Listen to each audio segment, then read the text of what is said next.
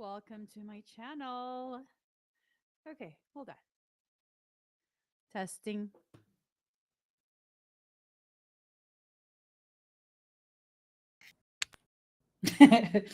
Testing. Testing. Hello. Welcome to my channel. My name is Emmy from Emmy Evolving. If this is your first time joining me, thank you for finding me. If this is not your first time, thank you for coming back. So, let me just get everything situated over here. How are you guys doing? All right. Let me finish shuffling the last deck. Excuse me. All right. Oh my Lord. Okay. Those are the cards that we're doing because it all fell into my lap. All right, let's get started, guys. I asked what our conversation was going to be about this morning, and what I heard is heavily missing you. I don't know that this is a romantic thing. It definitely feels like this has a lot to do with a connection that you have with someone. Again, I don't necessarily get a romantic sense. It almost feels more like some type of soul-based connection you have with someone. Like this sense of, I don't know if it's friendship. I don't.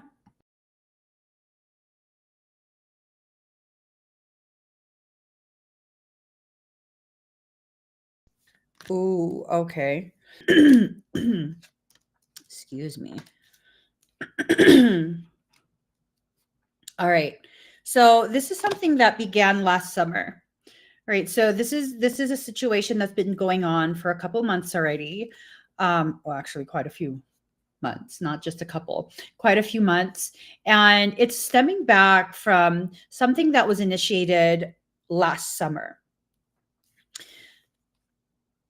Grounding.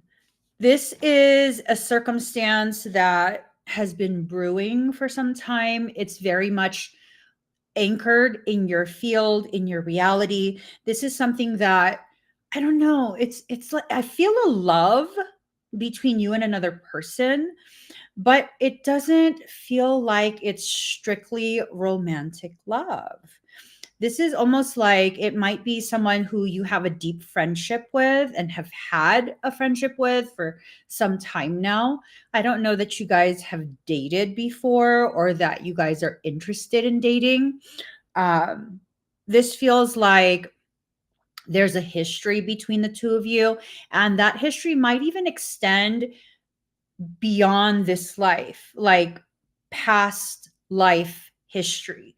Like you guys have been friends and each other's lives for quite some time.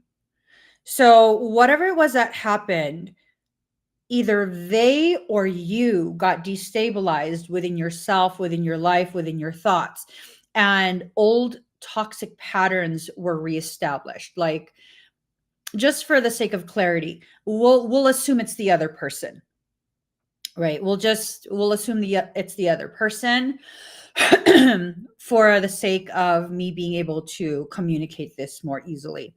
So they went through something maybe last summer, somewhere along there. I'm feeling more like end of summertime. And it caused them to revert back to old ways, old patterns, old coping mechanisms.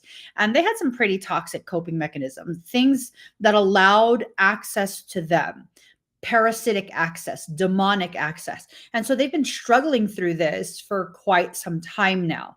It's beginning to affect you, or it was. It was. The sense that I get is maybe you walked away, maybe they walked away.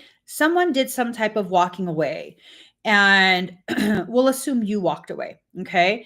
And it's put them very upside down in their thoughts and their feelings about themselves. Feminine in reverse, feminine energy is not just women. You know what I mean? We have both masculine and feminine energy. Everyone does. And so what I'm sensing is that they went way upside down in what they're creating for themselves. They're totally upside down. I don't know that this is something you're supposed to help them through.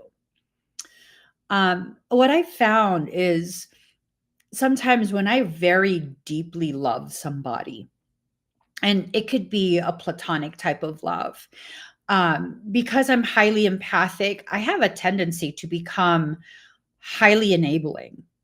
Like I will make excuses for someone. Once I reach a certain level of love for an individual, especially like on a friendship level, I will make excuses for you. You don't even got to ask me to. You don't even have to tell me bullshit excuses. I will do it for you.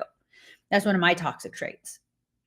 So my assumption here, the feeling that I'm being given is that they did this, you did that. And again, this could be flip flop, but they did this, you did that, where you were like making excuses. And then you snapped out of it and you were like, you know what? No, I should not be doing this. This is not healthy for me. And you were like, okay, let me just walk away.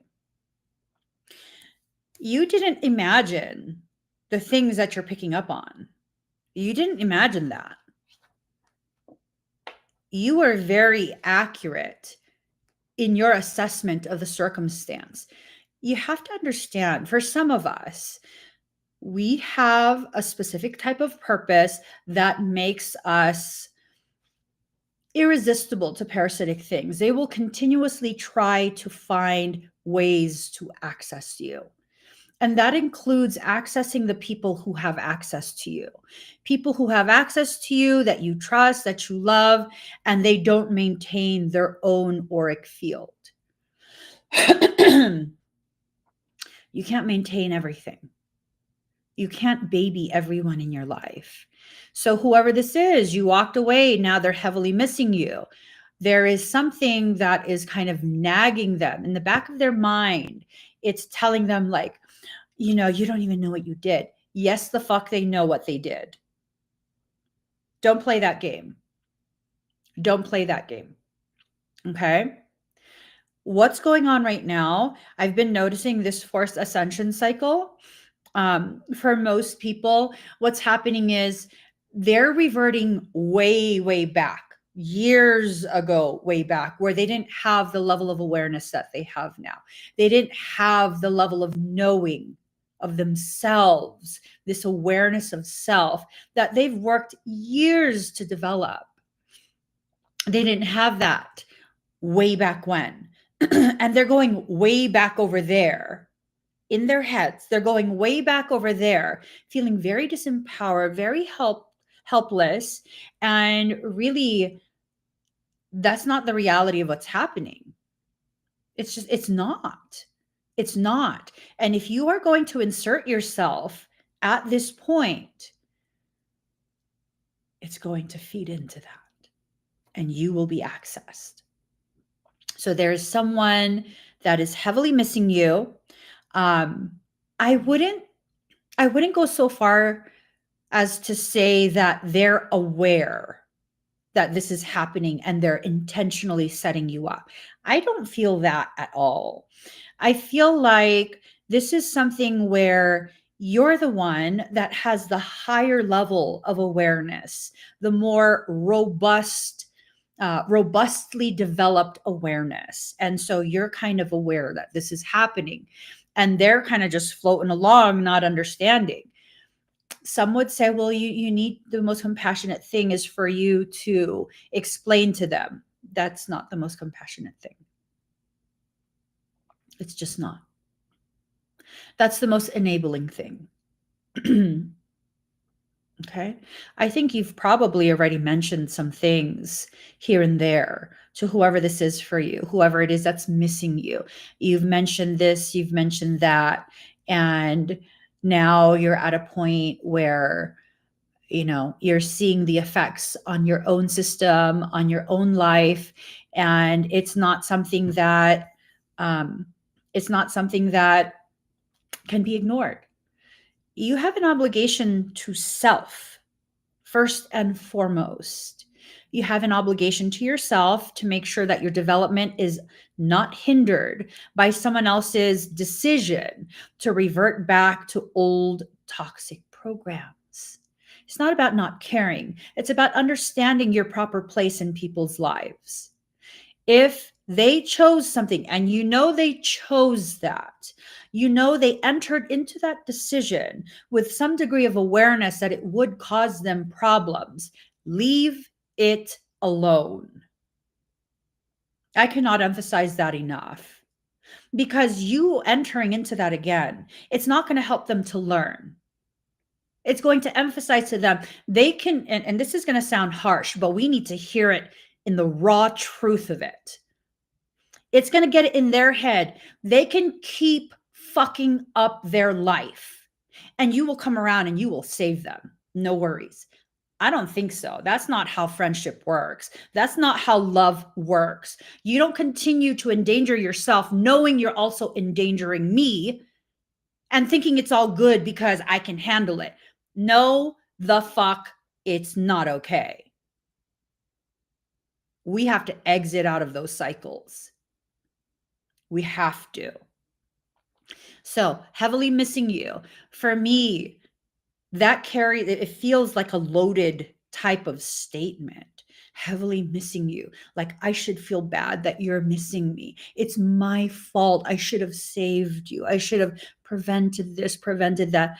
No, that's not love. That's not love. It's not. That's a dependency issue. You want to be empowered in 2025, right?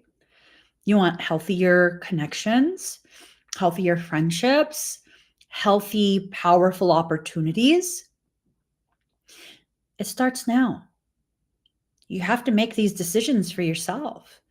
I can say as much truth as powerfully as I possibly can, but if you refuse to acknowledge your part in the co-creation and sustaining of these toxic cycles, nothing in your life is ever going to change.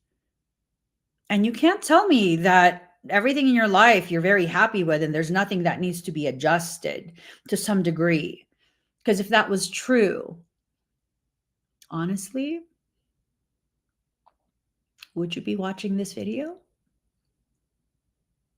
Would you be seeking guidance from outside of yourself?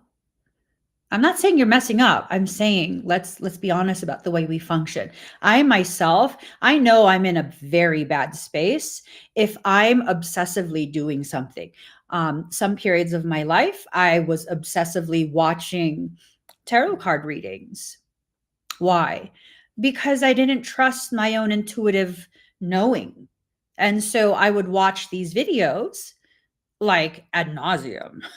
I would watch these videos to see if they would say something that would validate, would confirm what I was already knowing.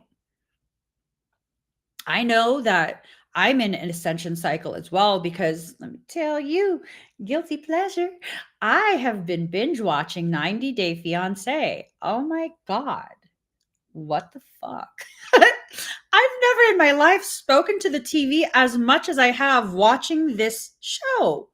What is wrong with people? Why do I know that something is a little bit, I'm working through something right now? Because let me tell you, that's some brain rot right there. I'm using it and I'm aware. I'm using the watching of that show to preoccupy me because there's things I really don't want to sift through. That's okay. You're aware. I'm aware. I'm giving myself a little bit of time. I just am at the tail end of finishing a pretty intense illness. So I'm giving myself some time. I'm not going to continue watching it like that. I tell you that right now. I'm not. I don't have that luxury. I don't. So this is about understanding, like, you have to hold yourself accountable, but holding yourself accountable does not mean being completely heartless about your awareness of the process you're in. You cannot revert back to those old, extremely toxic type of cycles, knowing how toxic they've been for you in the past. There is no one that you can save. You are not here in a savior capacity. As much as you'd like to believe that, you're just not. I'm not. As many gifts as I have that are cultivated, I can accurately and powerfully harness it for the benefit of others. I know for a fact I'm not here in a savior capacity. I can facilitate people's processes. I can help. I can tremendously help, but help is all I'm doing. They must do it for themselves. I can help them as they choose to do it for themselves. And if you can get your mind to really, really accept that, you can have a very strong potentiality to build healthier connections with the people who mean a lot to you. You don't have to cut everyone out of your life. You don't. There are some people, though, who you are hell-bent on keeping in your life that you know is toxic as fuck for you. Like, be honest with yourself. You can still love them silently from afar. You still can. You can still love them. You don't suddenly stop caring just because you finally accept someone is toxic. Okay? So, all of that, you didn't imagine any of that. All of that was actually happening. You actually understood with clarity what was being done. It's hard to accept that because it's like, but they said they love me. I'm sure they do. I'm sure they do. But just because someone loves you doesn't mean they're healthy for you. That's the reality of it. It doesn't mean they don't love you. It means you need to love the both of you enough to be able to do what is healthiest for both of you. This includes friendships, it includes family members, it includes relatives, it includes relationships. Whatever it is that's happening in your life, you are aware to a degree that makes you very uncomfortable. That's okay. Be uncomfortable for a little bit. Find a healthier way to cope. Sometimes it's just binge watching a show. Sometimes it's addressing something head on.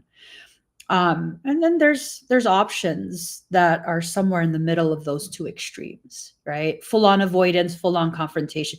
There's options in between those two extremes.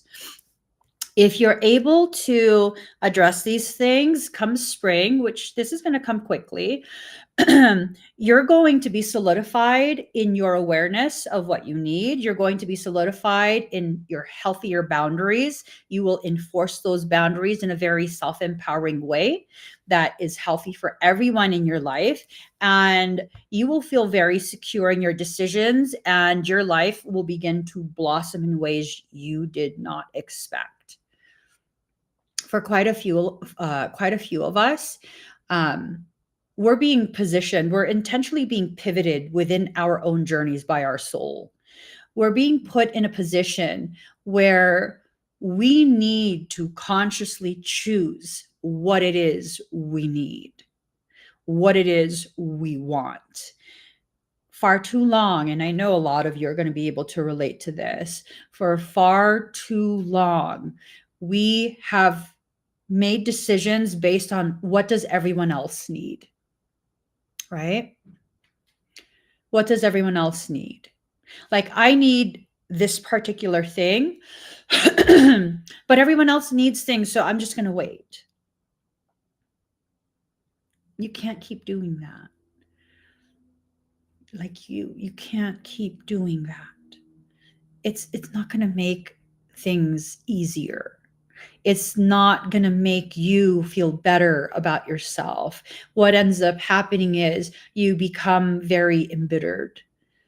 You begin to feel and think and accuse others of not caring about you as much as you care about them, that you always do more for other people. And it's like, you can't do that either, because that's not fair.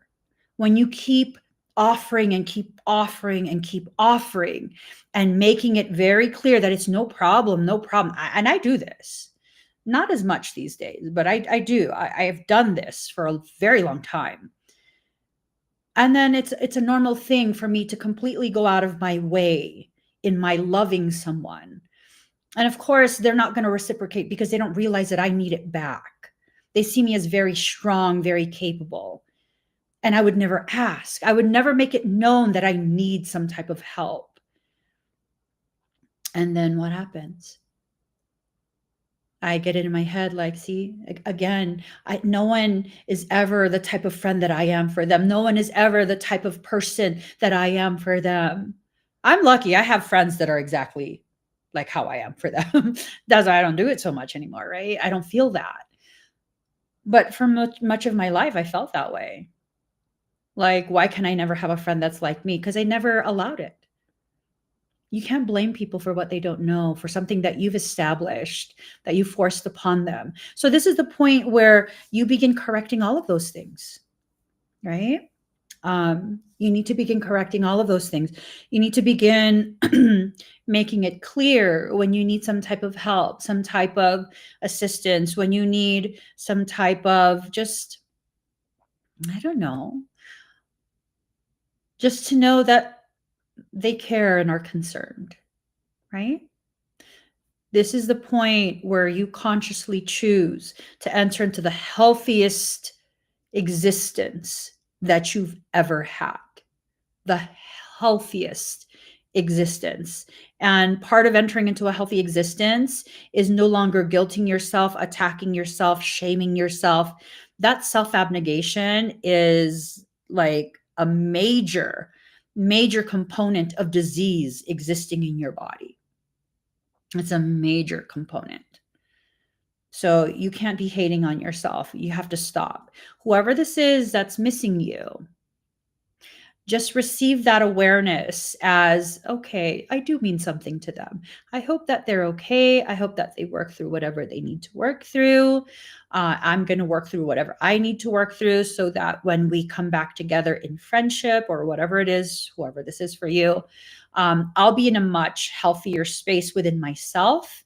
And maybe I won't need to walk away if they're still unhealthy. Maybe I can be so solid within myself that their circumstance won't affect me the next time we interact. I mean, you know, it's something where you're in full control of what's happening. It's just about you being able to frame your mindset, to frame the circumstance that you're living in such a way where you realize you're actually in control. You have so much say and authority over yourself and your experiences. You don't realize it. An example of this, years ago, as part of my ascension cycle to help me realize my proper place in my life, a series of just really unfortunate events took place. And I ended up stranded in a parking lot with my family for months in a broken RV. That's effectively, I'm homeless, right? That's categorically homeless. But because I was aware that this was merely a process to help me to understand something that I needed to learn, and I couldn't learn it in any other way. So I had to go through this. I was not angry. I was not bitter. I was not afraid. I still to this day maintain that was one of the most beautiful periods of my family's life. Our existence as a family, it was so beautiful. And no, it's not about me trying to convince myself it was beautiful. Even my children felt that. That was the time where it was so peaceful for us. And no, I didn't try and convince them that. That was their own perception of their experience. Why? Because the matriarch of the family felt that. And so it reverberated within the children as well. It was inconvenient. Yes, it was. We had no water, no electric. We had no fridge. But look, we were stuck in a parking lot. So we just bought everything fresh right before we cooked it. We didn't need a fridge. No biggie. No biggie.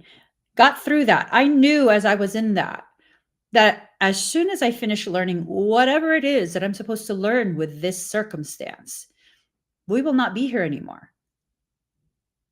And that's exactly what happened. That's exactly what happened. The way you frame the circumstance you're living through, the way you see it, is what's going to determine how you live through it.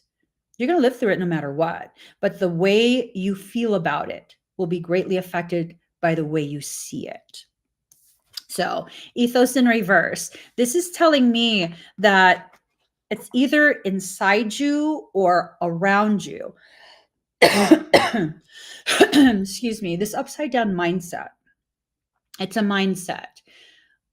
It's probably something that's keeping you confined to the way you've been existing, something that's making you feel very strongly some type of negative way about yourself, making you maybe feel ashamed about how you are, who you are, that you are different than other people. That's hard. That's very, very hard. That's very, very hard. But it's not impossible. I like to make these analogies with the gym because I'm an absolute gym rat.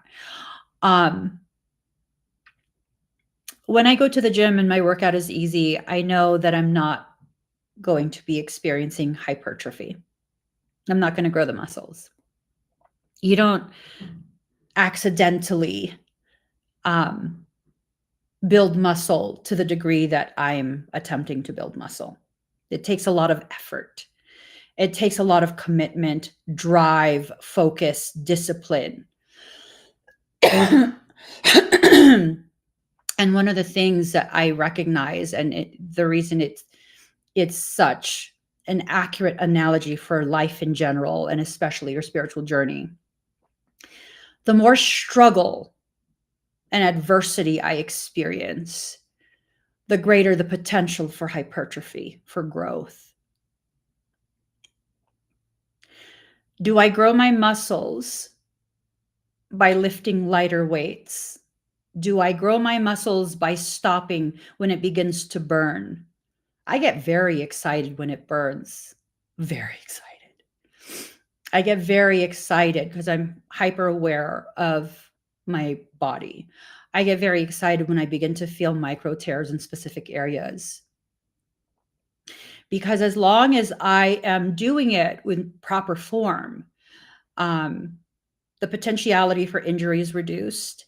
Secondly, if I give myself what I need after I work out, if I eat the appropriate building blocks after I work out, my body will repair those micro tears, which technically they're like a micro injury, and my body will repair that. Not only will it repair that, it will create additional fortification in those areas because it's anticipating being traumatized in that way again. So I lift heavy. And when I say I lift heavy, I can leg press just shy of 900 pounds. I'm in my mid 40s and in my mid 20s. 20 years ago, I was told I needed double total knee replacement. And by the end of my 25 years of life, I would not be able to walk. Yet here I am 20 years later, leg pressing nearly 900 fucking pounds, 3 sets of 15, making it look easy as fuck. Why? Because I'm focused and I understand what I need to do. I'm committing to myself. I'm driven and I'm focused. I'm not ego lifting. It took me a while to build up to that. I'm not a big person. I'm just not. But I got a big heart and I got tremendous drive. And I don't see the gym as punishment, just like I don't see life as punishment. You go through what you go through and you reap the benefits if you are fully present. If you're going to half-ass through your journey, you will not get the benefits that you are seeking. As much as you invest in your growth and your healing, that is how much you will get back. It's very easy to enter into a space of avoidance, wanting to avoid your journey, wanting to avoid the very things you need to face. It's understandable. It's very common, but it doesn't help you. Just because other people struggle through it, many other people struggle in the same way, does not mean it will help you. Just because people will identify with psychological conditions does not mean they're suddenly given a pass and they're going to continue to grow to the degree they have the potential to grow while they're feeling that they are disabled. Did you know that most of these psychological conditions, in my opinion, and I'm not a doctor, most of these psychological conditions are identification of specific struggles that you did not have the ability to cope through? And if you identify as that specific period of your life, you will carry that struggle through the remainder of your life. But if you recognize that was a specific period of my life, I went through what I went through in order to develop an awareness that will give me the capacity to cope through it if I go through it again. And therefore, I am not that condition. You will not carry it through. I'm not saying this as an armchair psychologist. I'm saying this as someone who has severely struggled through clinical depression. Years. Yeah. Years. I am not the condition. The condition is an identification of an acute inability to cope with a circumstance I faced during a period of my life. That's the reality of it. If you need that diagnosis to help you understand why you're going through what you're going through in that moment, by all means, get that diagnosis. If you need the medication in order to level out some of those feelings so that you can begin the very challenging process of processing, by all means, whatever it is that you need to do to give you some type of opportunity to begin to understand an acute circumstance that you are currently experiencing. That's what you need. It's not about, not getting the help that you need. But you have to understand a lot of what we are told by all of these professionals, highly educated professionals, they're not actually factual.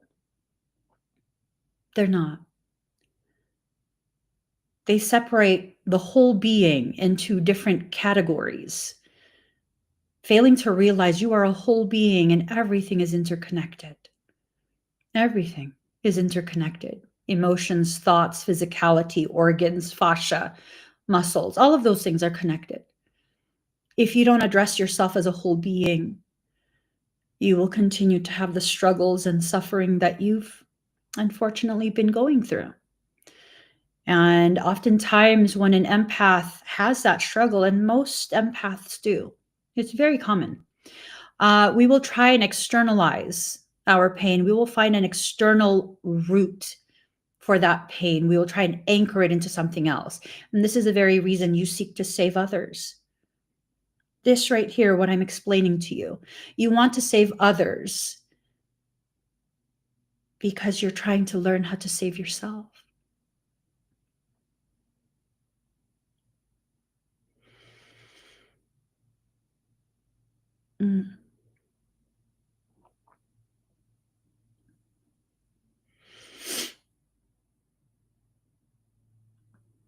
So I'm highly empathic.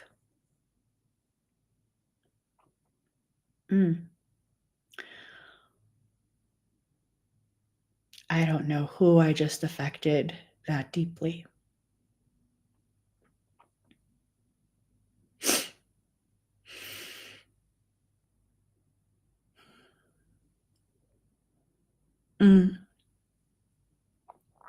I feel your hurt.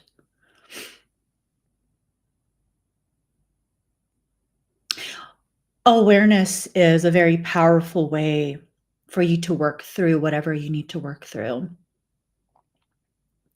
I think the fact that you're allowing yourself the opportunity to um, be aware of how you've been functioning in your own life, I think that's very indicative of how ready you are to begin healing through it. I do. I do. Awareness is crucial. Without awareness, you won't know what needs to be worked on, and you will have no chance of being able to work through it. You will continue to flounder, and you'll continue to feel as though you're drowning in your own birth waters. Um, you're not alone in that. You know, a lot of people experience that same process. It often feels as though you're being broken down, when in reality, if you allow yourself to just pivot at least 1 degree, you'll begin to see that you're not being broken down, you're simply breaking open.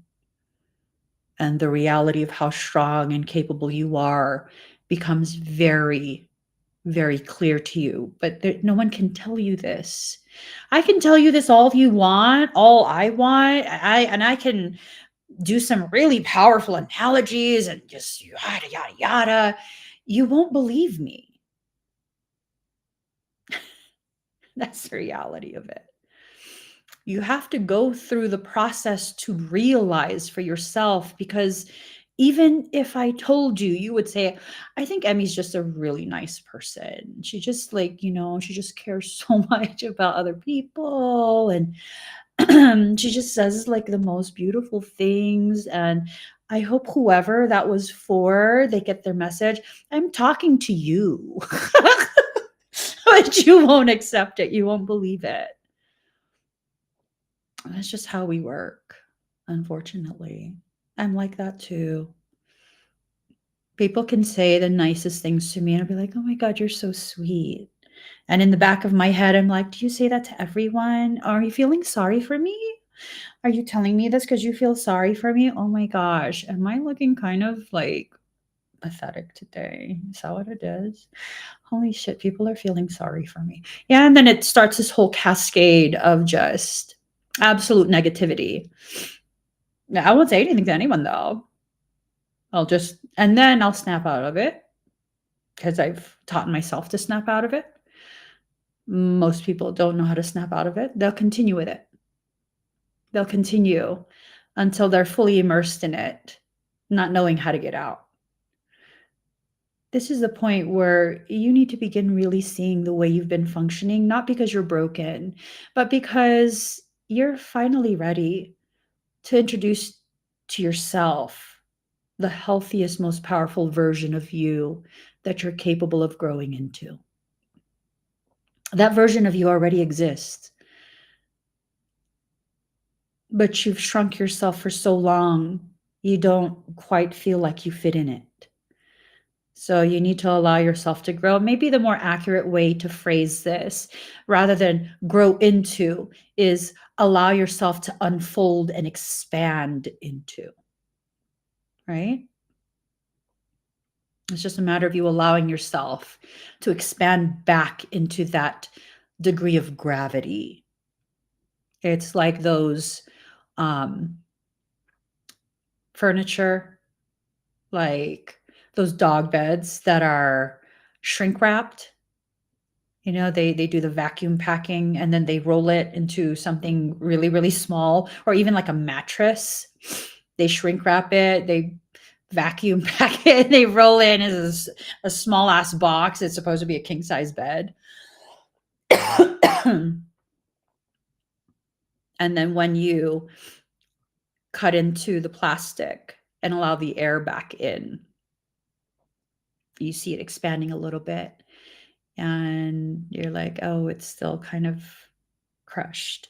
No, it just needs a little bit more time. It's going to expand back to its appropriate size, just like you are going to expand back into your appropriate size. And maybe that's why you need to get rid of some people in your life, because they serve as a shrink wrapping and makes them very uncomfortable, right?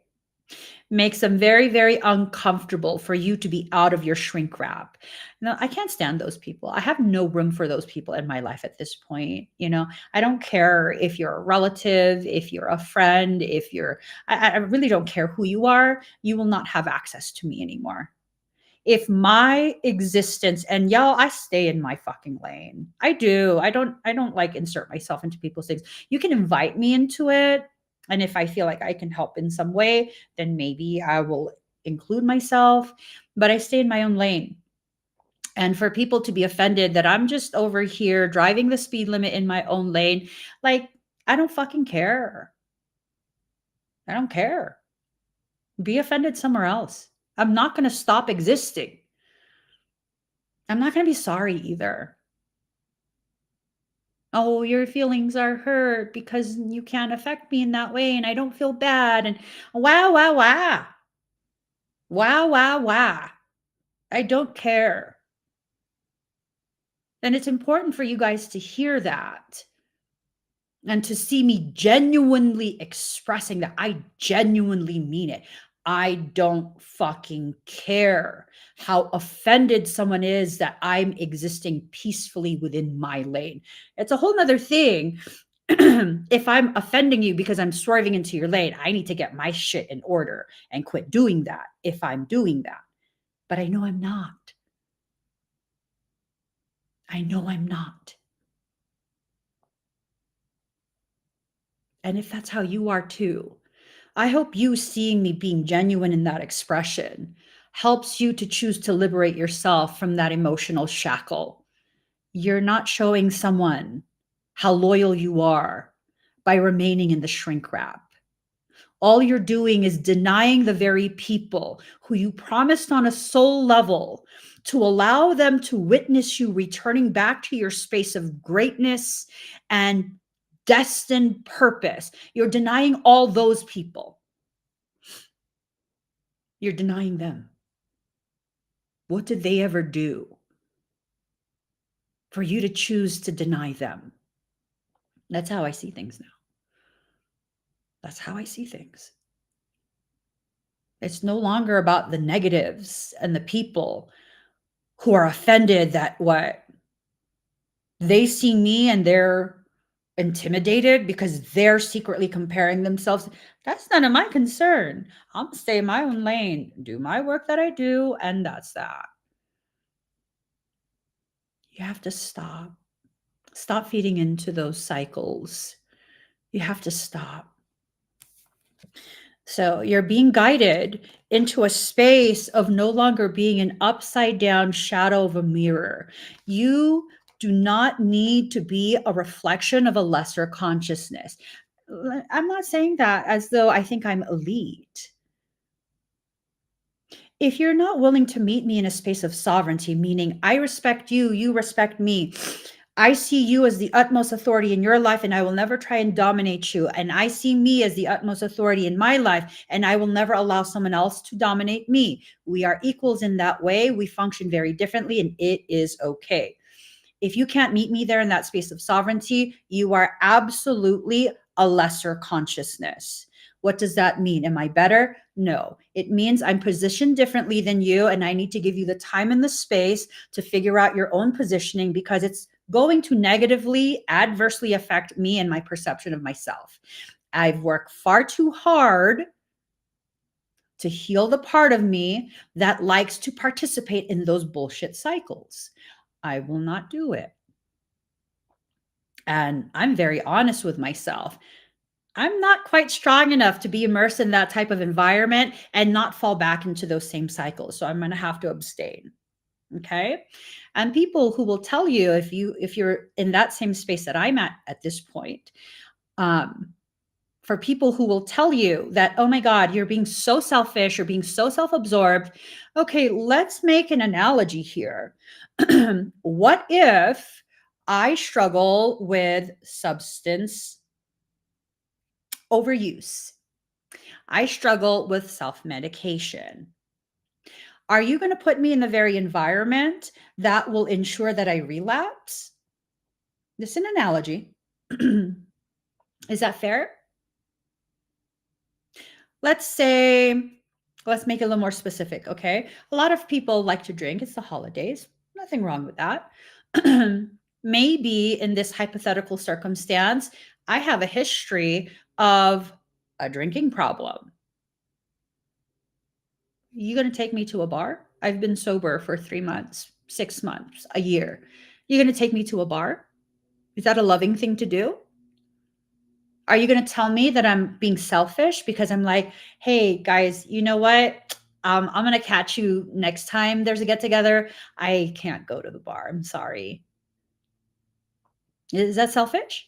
Is that self absorbed? It absolutely is, but maybe not for me.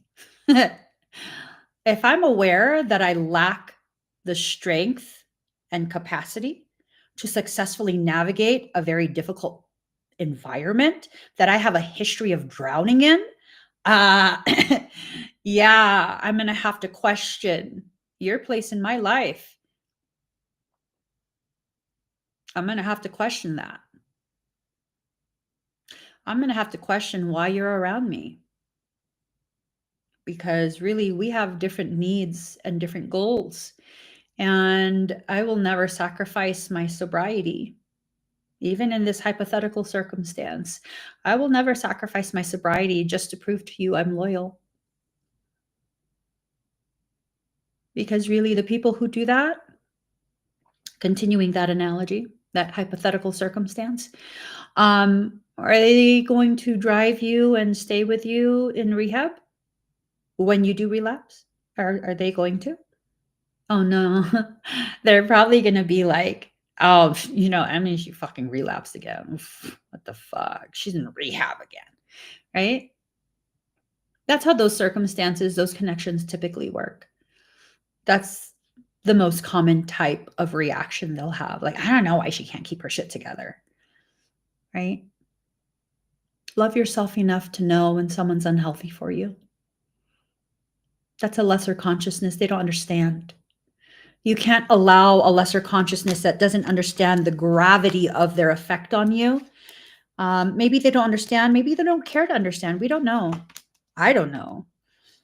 But I'm not going to allow someone like that to have a heavy say, a heavy influence over me and my self-healing journey. You need to have gratitude for those types of circumstance. Why? Because it's giving you the opportunity to double down on your commitment to love yourself. Am I going to get angry when someone does that to me, that hypothetical circumstance? Maybe initially, and then I'll need to remind myself, okay, detach from the emotion. What's really going on here? I think my soul is giving me the opportunity to choose myself. Okay, I get it. My soul's just using them. They don't understand. They don't understand what it feels like to live as me, what I struggle through. So I'm not going to be as accessible to them. I don't need to fully cut them off. I don't need to be completely offended. I don't need to be fully hurt about their actions. I just need to be aware that we're different people at this point, that our commonality is no longer there. And so they don't really have the same place in my life they once had. Right? Excuse me. And then usually I just move forward. This is not a big deal. No, I don't have any struggles with substances. I do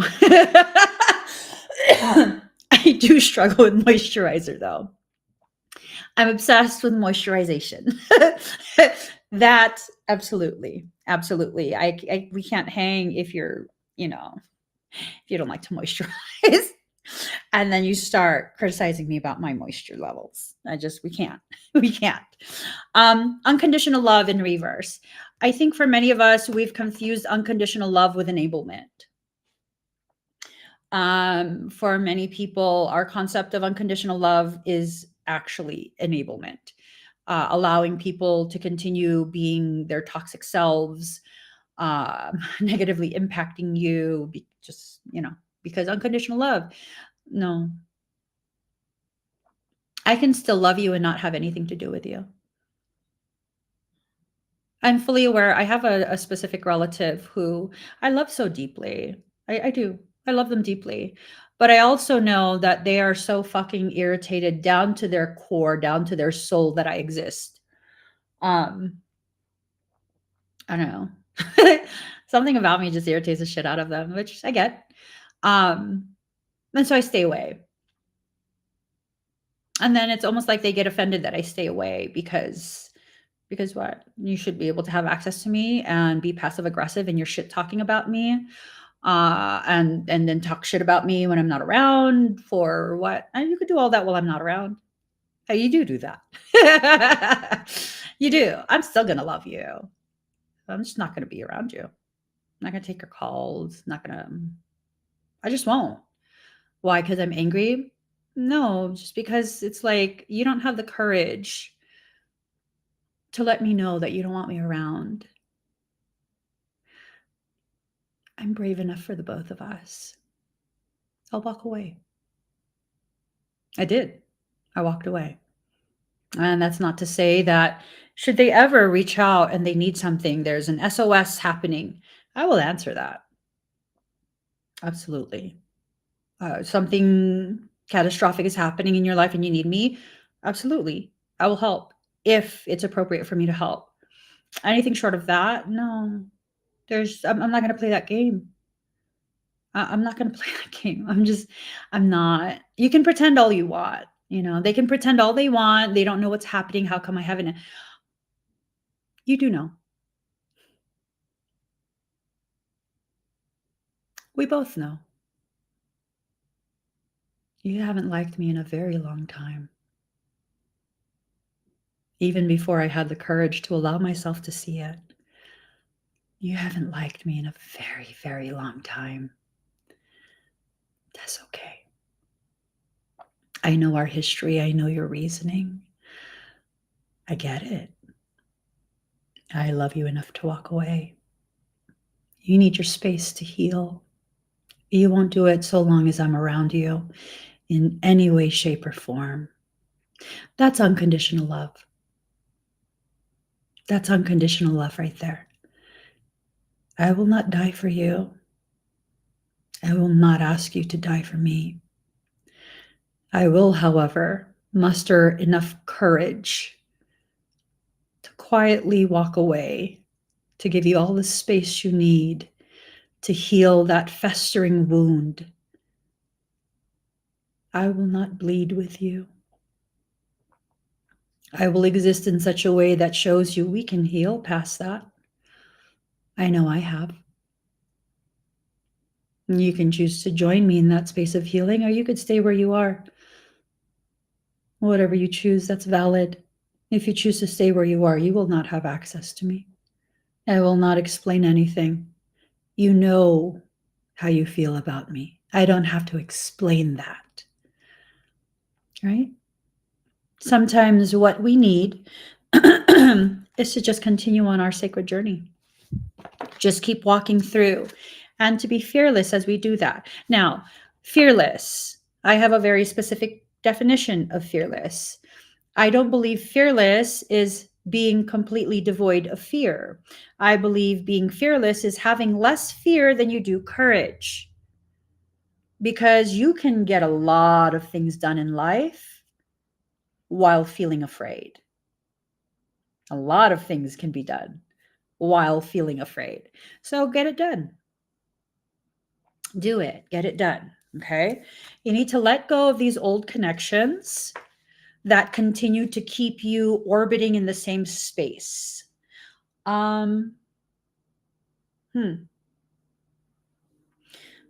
That's weird. It's a weird shift that I'm picking up on. I don't know what it means. I don't have much time, so I'm not going to try to figure out what it means. There's a lot of communication coming through from your higher self, Golden Crown. With that card, you have to allow yourself to receive the messages, the intuitive guidance from soul. I think a lot of what's going to be happening during this period is that people who have had the capacity in the past or the ability in the past to drag you back into old toxic spaces, they will be brought forward again, and they will be used by your soul to try and encourage you to revert back to those old cycles. I mean, you can try it out for a little bit, see how you feel. Would I recommend that? Absolutely not. All right. Because again, to jump into an analogy, that's like, if I struggled with drinking and now I've been sober for a year, that's the equivalent of me going to a bar just to see how it feels to be in that environment, see if I can handle it. Like, that's setting yourself up for failure. That's, you're putting yourself in a hardship that's unnecessary, but it's still a valid choice. It's going to teach you something very profound. You're going to suffer through that lesson, though. That's just how it works. And some people might be like, well, then isn't that a mistake? I don't believe in mistakes. I believe that we always have two options: the easy way and the elevated learning way. The elevated learning way is always more difficult. It's always the way where you're going to struggle more, you're going to suffer more, there's much more adversity. But in exchange for that elevated struggle, the degree of elevation in the potential and expansion of that potential is exponential. Mm-hmm. My entire life, I've always chosen the hard way, not realizing there was another way. People ask me, Emmy, how did you get to the level of wisdom, or whatever they call it, that you're at? Because your perspective on life is so different. Well, because I've chosen suffering my whole fucking life. Not anymore, though. I'm like, listen, babe, soul, baby soul, I did this 6 years ago. We're not doing that again. What do you need me to do? And soul's like, oh, you're going to comply? Yes, bitch. What do we need to do now? And then I just do it and it's done, because fuck that. I don't have much hair left. This bitch been dragging me through a dry riverbed by my hair. I'm good. I'm good. You know what I'm saying? I'm fucking good. I will push the boundaries slightly, slightly. I'll be like, no, fuck you, bitch. And then my soul will be like, is that your final answer? I'm just kidding, girl. I'm just kidding. What are we supposed to do? And then I'll do it. I gotta feel like I'm in kind of control at some point. And that's my way of letting myself feel like I'm in control a little bit. Not too much, just a little bit, right? I've already learned fighting my soul, I lose every time. And in that loss, I gain so much. But I realize now there's another way to do it. I don't have to fight myself anymore. So I don't. Whatever this is that's happening, whoever it is that's missing you, the main goal of this particular circumstance is to prevent your transformation, to prevent you from entering into a heart-based existence. Heart-based existence requires you to love yourself.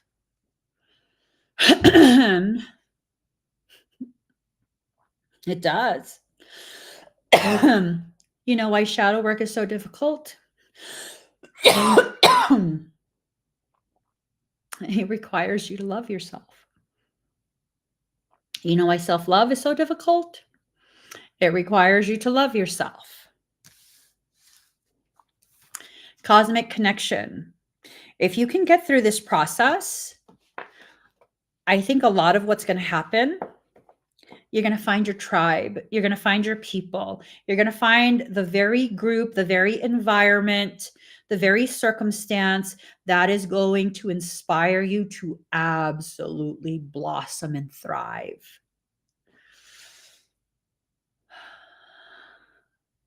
I love that. I love that. I love that a lot. When I finally had the courage to go through that An entire community formed around me. It was unintended, but it happened. And as that happened, I blossomed.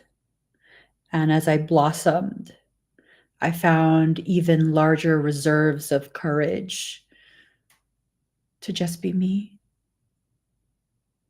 And as I got comfortable with that and fought myself less and less, I began to come to a very deep, life-altering realization. It takes zero effort to be myself. Zero effort. I don't lie. I don't have a fear of what if people find out. It's my fucking life. It's my history. So what if you find out? I'm supposed to be ashamed. I'm supposed to be ashamed of the very circumstance that led to me learning. I'm at a point where I'm fucking shameless in my life. It's beautiful. I feel very free in my existence. There's no one I have to please. Not ashamed of myself anymore. I'm not ashamed of the fact that I'm so different than most people. I'm not mortified that I have the capacity to do things that other people don't. Would you believe that? Isn't that crazy? For most of my life,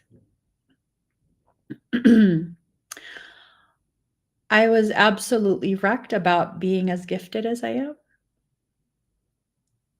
What the fuck? Are you fucking serious? I'm serious. Ain't that some shit? Ain't that some shit? And you see, people look at me from the outside and they think that I think I'm the shit. They look at me and they think I'm confident. They think this, they think that. Like, oh my God, I would love to be powerful like that. Powerful? I don't see myself as powerful. I can see how people from the outside would consider me powerful because they don't have the same skill set. But do I think I'm powerful? No. Do I feel confident? No.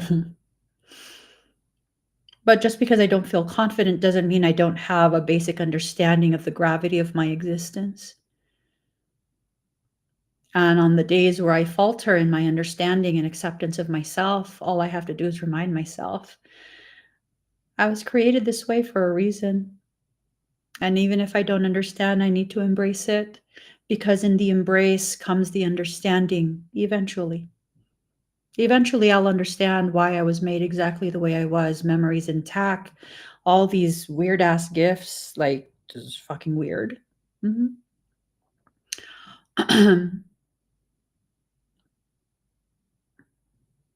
Eventually, I'll understand. Do I need to understand in order to function in the way I was designed intentionally to function? No. Because me just being me does that. I'm functioning in the way I was destined to function by just being me. Right? You just being yourself is you fulfilling a portion of your destined purpose. We don't realize that. We think it has to be this huge show of power, this huge display of, like, I don't know what. It's not. You be yourself. You just be yourself. You've always been enough. You've always been enough. It's hard to understand and know that you're enough if you're in an environment that does not have the capacity to see what your value actually is. See, all of you are technically strangers, right? I have never met any of you in person. Well, there's a handful of you who've gone to my previous retreats, but technically all of you are strangers. You guys know more about the work that I do than my own relatives. People have known me my entire life. They have no idea what I do. You know, this is hilarious. This is hilarious. So, like, one of my siblings, we were having some bonding conversation recently. It's hilarious. I don't know. I think they think that I like do tarot cards or something like that for work. And they don't know that I do morphogenetic recalibration or a spectrobioregenesis. They don't know that I'm the founder of a full-blown university on metaphysics, all of this stuff, right? So I'm chatting with my sibling, and I don't know what we were chatting about. I think we were chatting about just some random cardioversions. He needed to have a procedure done. We were just chatting about that, and then suddenly he texts me, I'm going to share a link with you. You need to go to this dude's website and it will make everything click about frequency and energy. And then he sends me this website. It's fucking Billy Carson. It's Billy Carson. I don't try to talk shit about Billy Carson, but I was like, oh, brother, Billy gotcha. Billy ensnared you, did he? And my brother's like, what? And I was like, yeah, no. So he's heavy into Thoth. And Thoth is actually the ultimate deceiver. You know, he staged a coup d'etat, a spiritual coup d'etat, like back in the times of Kemet. And with that, the information, he had it transcribed. And he didn't realize the team of high priests and priestesses, they actually were part of a spiritual, like, special ops team, and they convoluted the information when they transcribed it. So much of the information that Toth is kind of like presenting in order to reach a god level status, it's inverted. And my brother's like, what about the Emerald Tablets? I was like, it's a beautiful read. Don't get me wrong. Emerald Tablets, the Kybalion, those are beautiful reads, but you have to be careful. He goes, I should have already known you would have been on this shit. That's why I'm cracking up. He's like, school me, tell me more.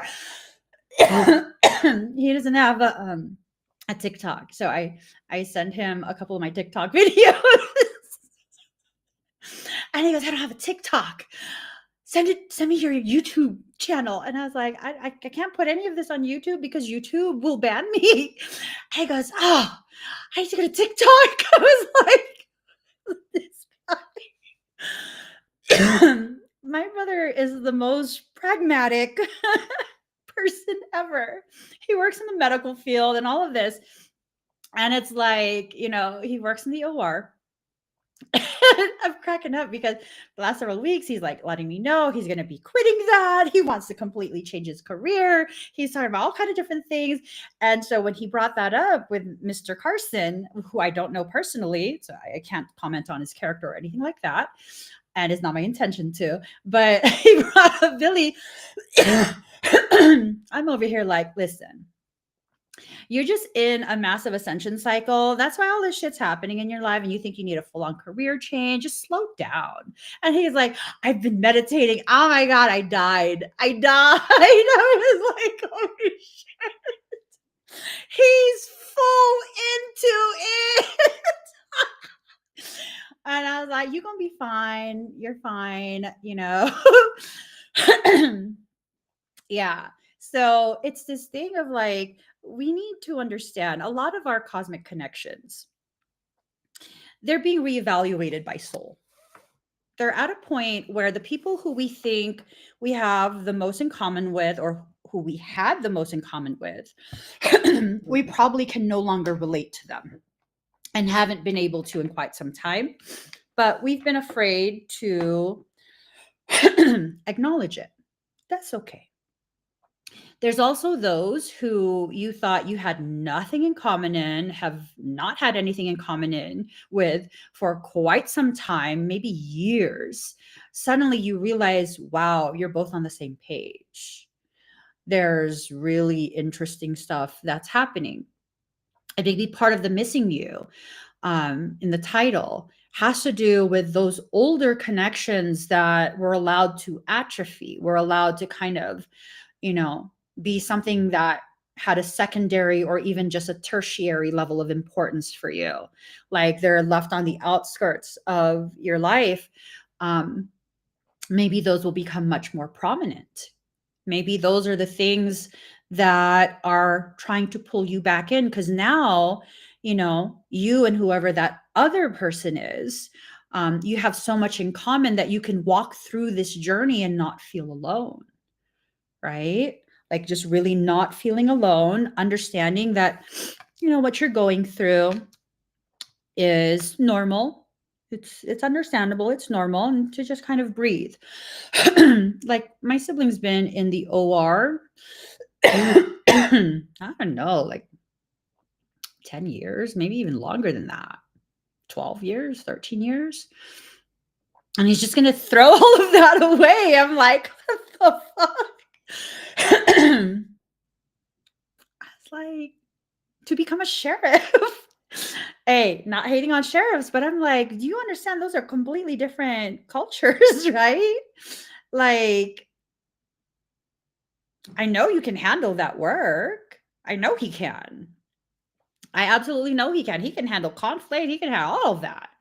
Okay. I'm like, but you understand your coworkers, they got a different mindset. I don't know that you're going to be happy in that. Because he asked me, I was like, I don't think you're going to be happy in that long term. Definitely, if they're willing to do tactical training for free, you're going to get tactical training for free. Hell yeah, go through the program, get that training for free. But if you think you're going to completely change your career and you're going to be happy in that, I don't think so.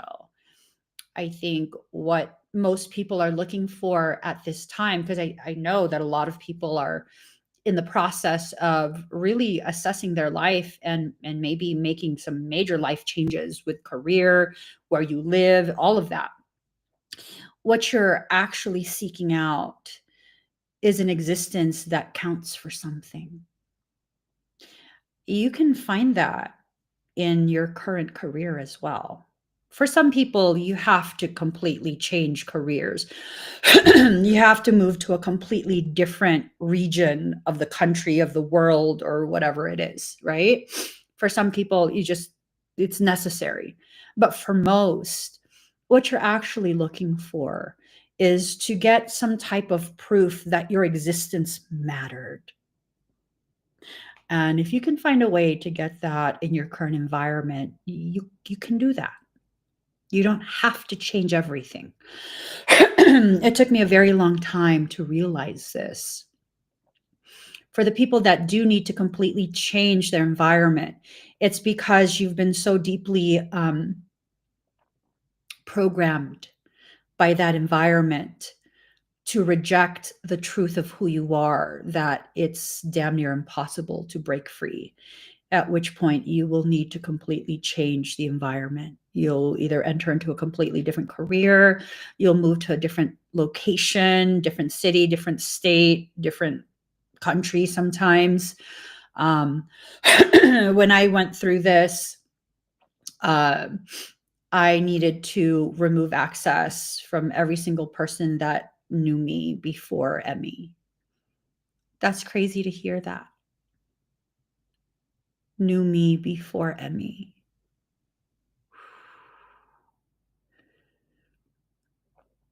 I literally fell off the face of the world. I lived in an RV full time. There was no forwarding address. There was no phone number. My husband and my kids, I had them change their phone numbers, and we just disappeared. That was the only way my soul could think of to give me the space to retrieve the reality of me. I'm so ingrained with obligatory existence because of my culture, my upbringing. I would have never been able to be myself had anyone had access to me. And the only time I was able to go back and reconnect was when I was so hell-bent on no longer compromising myself. And even then, it was difficult. It was a challenge. I did revert back into some old patterns for a bit, and I exited out of those again, but it was a challenge for a period. It was. It was. Old health struggles also returned. My insulin resistance returned. I herniated the discs in my low back again during that period, which I didn't have a problem with that for so many years already. And after I exited out of that, I don't have a problem with that again. So that says a lot. A lot of your health problems is your body serving as a map for your emotions and thoughts in response to your environment and the people in that environment. This is a bulk of the work that I do. This is what I do, what I help people to identify when they book mentorships with me, private mentorships. We go through your life and we identify all the different ways that there's been distortion in your view of yourself. We identify some root causations of specific things, and then we give you the tools to be able to rectify that on your own, not creating any dependency on anyone else. You don't have to be specialized in something. You don't necessarily have to be certified or licensed in something to be able to make decisions for yourself. You don't always have to rely on someone else. Yes, you can consult with people who are highly trained in the subject matter that you are needing to address in your life. You can consult with them. They can help you to gain a better understanding of certain nuances within that subject matter because they're highly trained. But they will never be an expert or a specialist on you. You are the only one that is present for every single breath you take in this form. You are even present for the first breath. How can someone else be a specialist more than you are about yourself? And the only reason you don't feel specialized to deal with your own life is because you've grown so accustomed to pushing away, to avoiding the very things about you, your decisions, your life circumstance. That's a very harmful coping mechanism. It's one that I have as well. Working through it, of course, working through it, but it's a very harmful, very, very harmful coping mechanism. It prolongs your struggle. And as you continue to struggle, you then will begin to seek out people who resonate with the problem. And if you're not careful, those people who resonate with a problem are often people who are comfortable remaining in that problematic state, and they will trap you there. Unknowingly, of course. Unknowingly.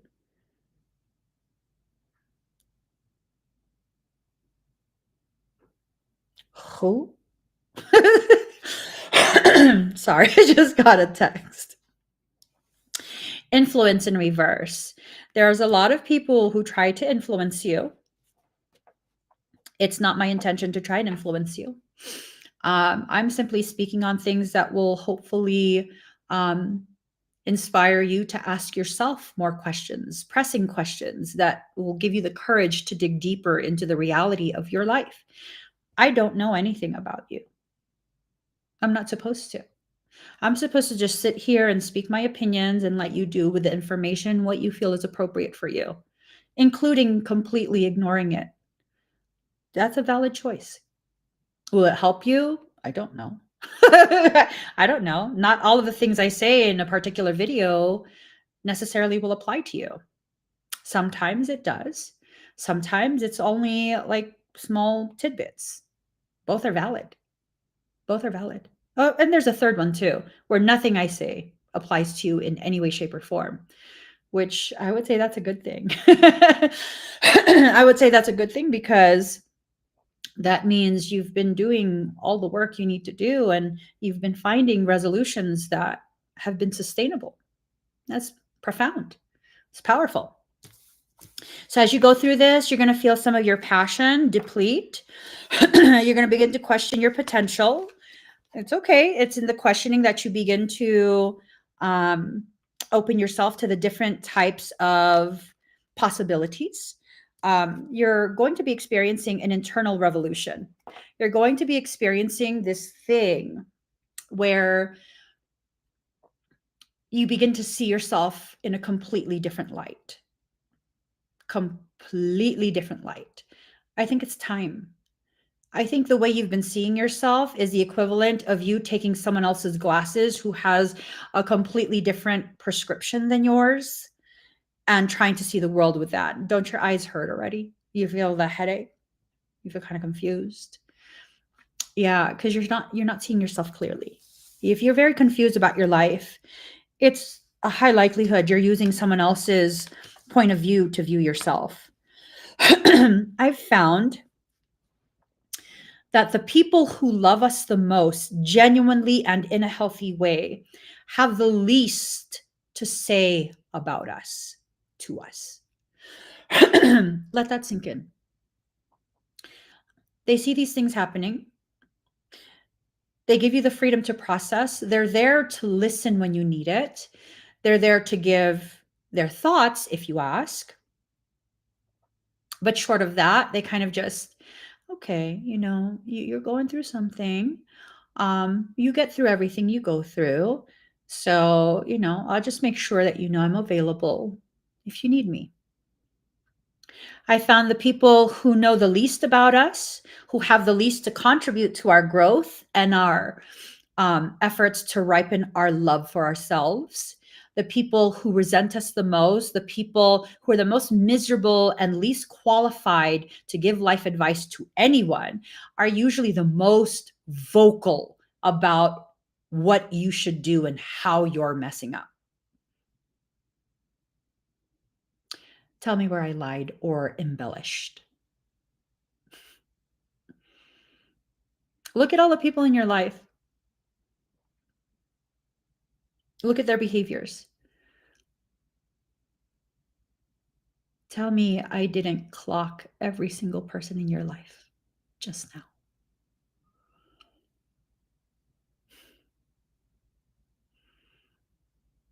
I can always tell when my husband is observing something that I'm doing or my mindset or whatever it is, and he knows that this is going to end badly. Because when I ask for his opinion, he'll tell me, listen, you're going to do whatever you choose to do anyways.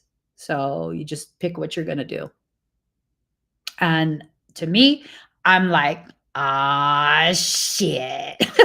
I'm fucking up. Yeah. He won't tell me no. He won't.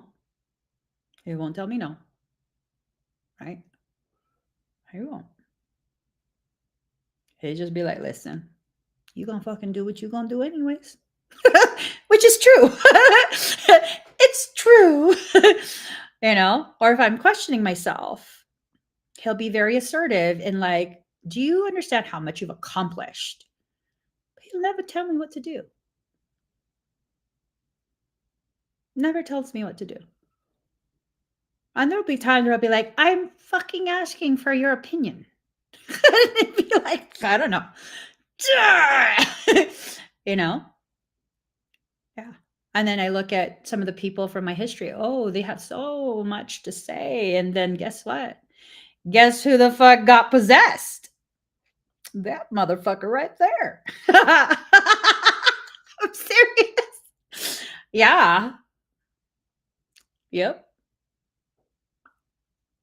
Because those are the people that are the most insecure, the most destabilized within themselves. And that's why they project all of that out. They try and control, they try and dominate, they try and do all these things because they're having an internal struggle. I'm not saying they're bad people. I'm saying they're having an internal struggle and it's roping you in. And if they can rope you and they're destabilized, that is a prime candidate to use as a Trojan. You know what a Trojan is? It's a vessel that parasitic, demonic things will possess because they couldn't access you directly. I maintain some of the most loving things I've ever done for people is to just quietly walk away so that demonic things know you cannot use this person to harm me. Leave them alone.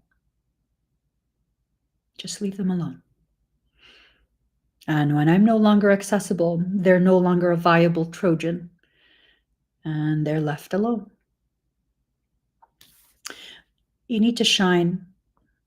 Trying to dull your shine in order to fit in order to hide.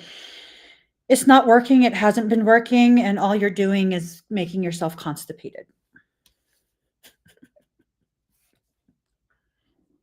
I'm just saying. You thought it was working, but it's not. You're just making yourself constipated because, and I say this because you start to fill up with your own bullshit that you use to gaslight yourself. That's straight up emotional constipation. Stop. For many of us, discernment, we haven't been using discernment. We're afraid to discern because we've already gotten the feeling, we've already been aware of certain things. And so it's kind of like, well, I don't want to use discernment because what if it confirms that I was accurate? Then you can stop tripping. Okay? You can stop tripping. You can start realizing you're not a bad person and you're not making these condemnations of people. You're just assessing the circumstance for the reality of what it actually is. I used to think I was a bad person because I'm highly intuitive. I know when people lie to me. I know when people withhold information.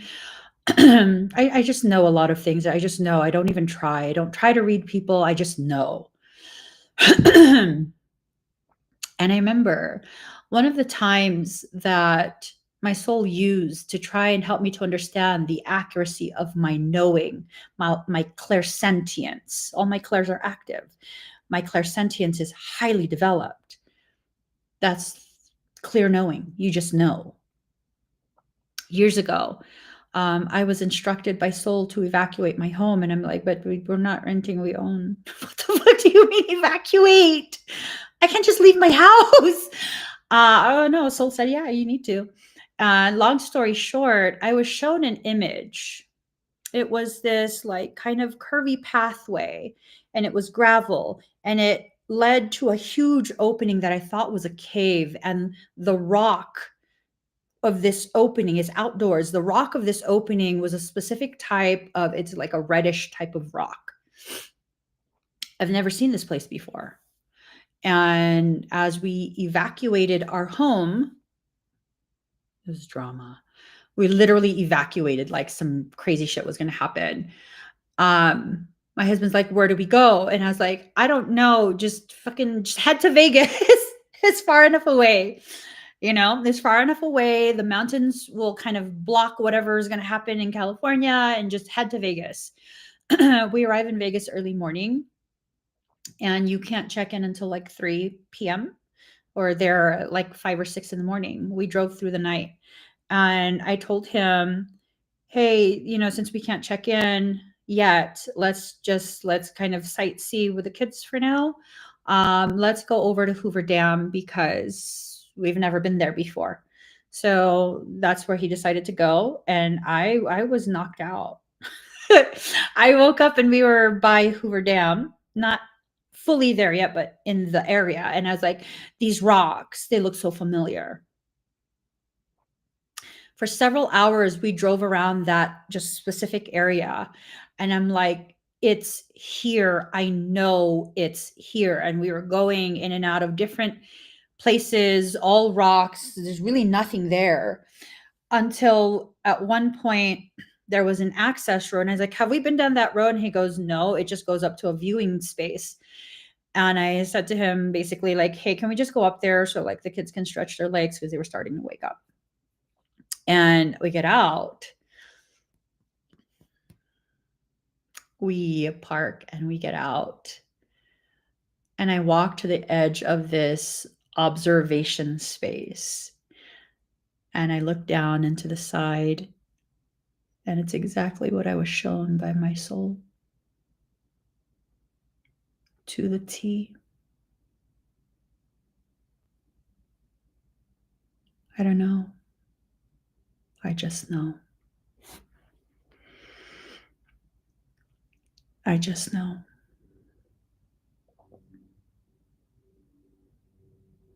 And I still didn't believe. For many years, I didn't believe. So years later, I was living in a completely different state, quite a few years later, living in a completely different state. And a really good friend of mine, old friend, their family member had been taken. They live in Mexico. Their family member had been taken, and they're like, I need you to find my relative, been taken by familia, if you understand what I'm saying. And I was like, oh shit. How long ago were they taken? Been several days. And I was like, you need to find them within this specific period or you're not going to find them. And I was like, where's the last known location? And they told me. And then I tracked from there for 3-4 days. I tracked from there. They were moved from safe house to safe house to safe house. And the final time that I gave the information, because I would expand a map on my phone and I'd be like, this region, and I would describe the area and I would give it to them. The third or the fourth day, I told my friend, like, listen, I really think I'm full of shit. And I think I'm fucking up this whole thing. And I don't want to be the reason why you don't find your family. I'm sorry. You know what they told me?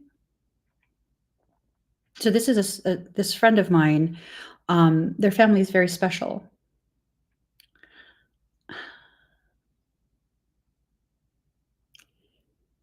That's when they informed me that they were cross-referencing my information with a Mexican military satellite. And it's just, they involve the military. The soldiers would arrive maybe an hour or two after they had evacuated that safe house with their family. And I was like, are you sure? And they gave me the intel that the Mexican military was corroborating with my information. I just know. I don't know how I know, but I just know. And I had to stop because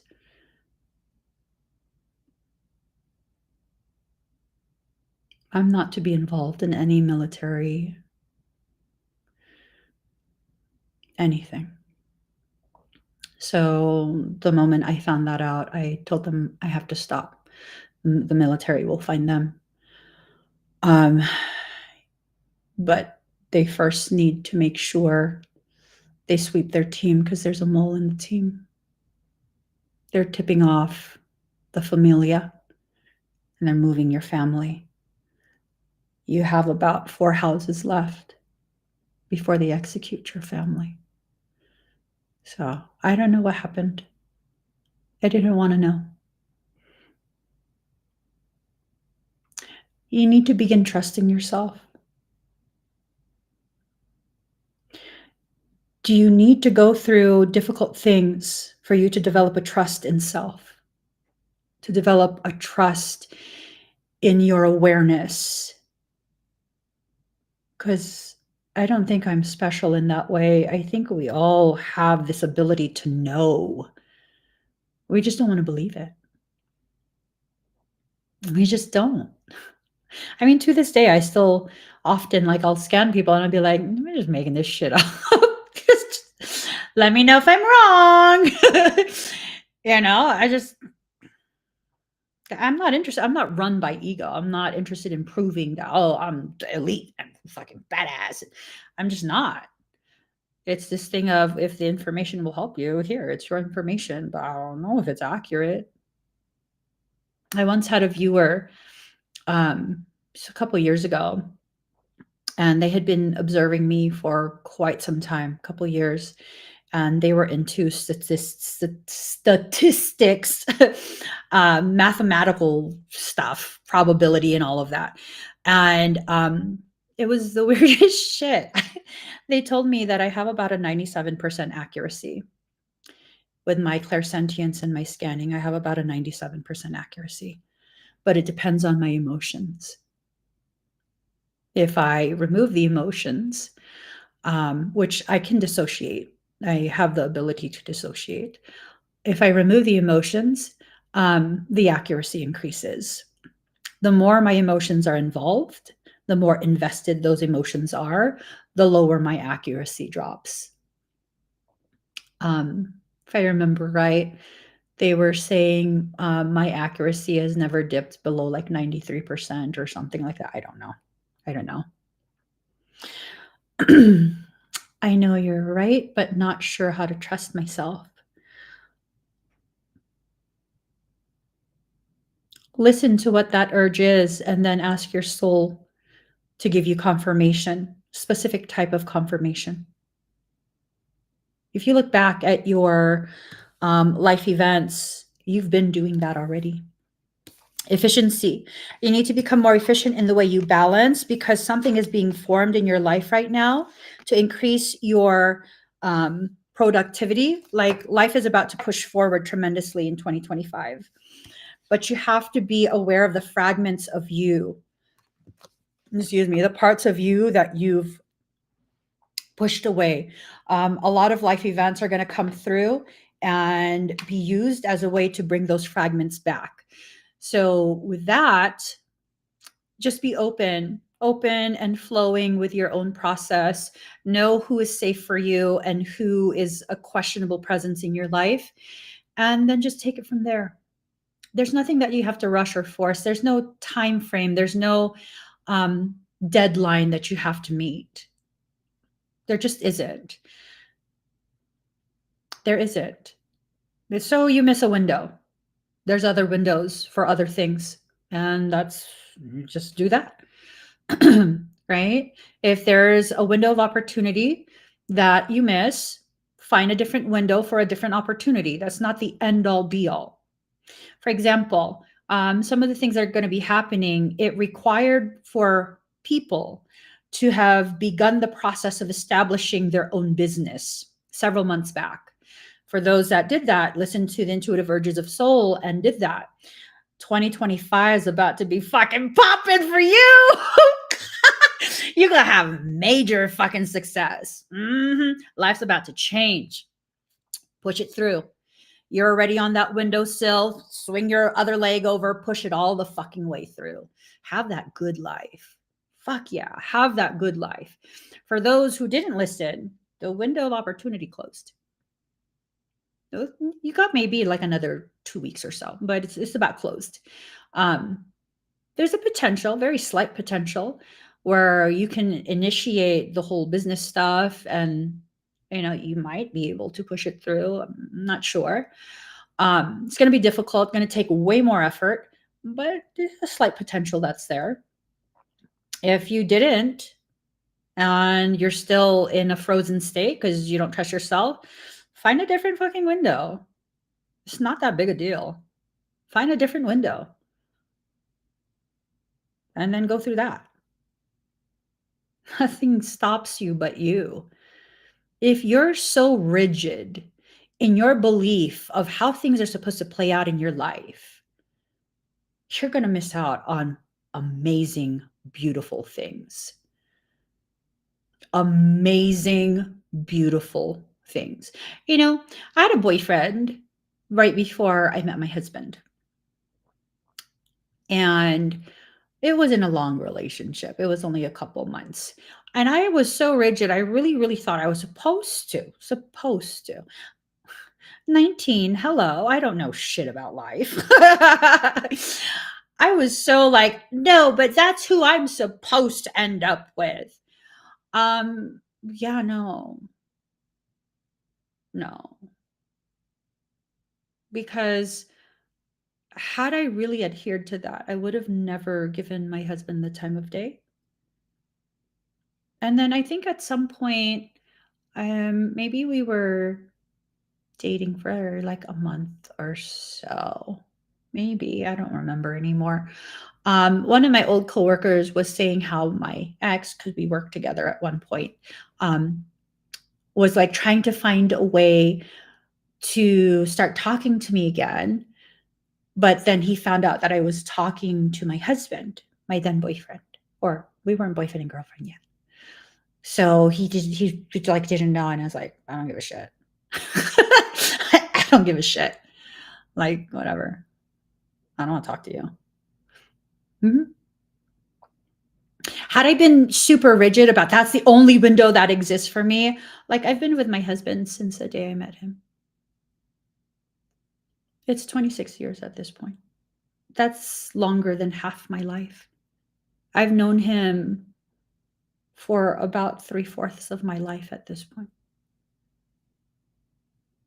And he has helped me to grow in ways that I would have never had the courage to grow in, not by forcing me, but by holding such a profound sacred space where I felt safe enough to allow myself to finally unfold. When I tell you,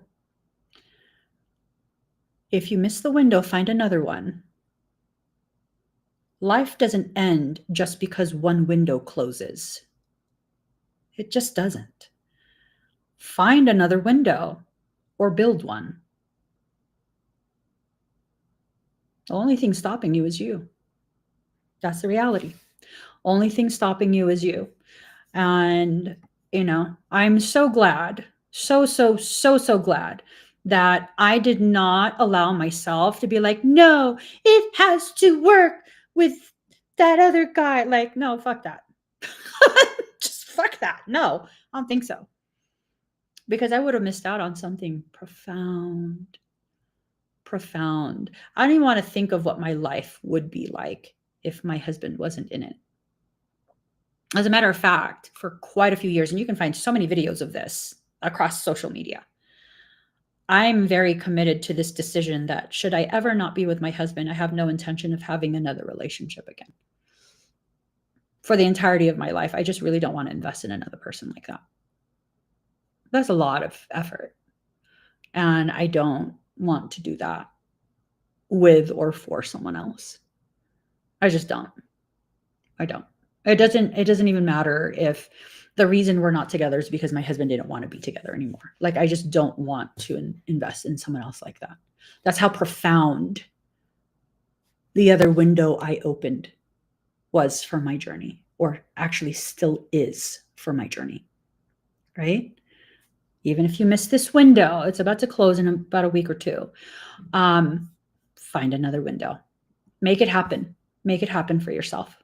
Okay, I gotta go. My class is gonna start. So, guys, I'll be live later this evening, 5:30 p.m. I think 5:30 p.m. Pacific Standard Time.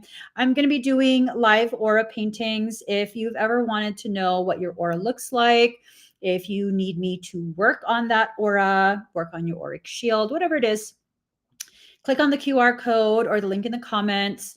I don't know if you're able to do that on TikTok. If you can't, simply go to the link in my bio, and Live Aura Paintings is going to be right there for you to click on. So I'm going to get going, guys. I hope everyone has an amazing day. Don't forget to like, follow, share, and whatever it is that we do.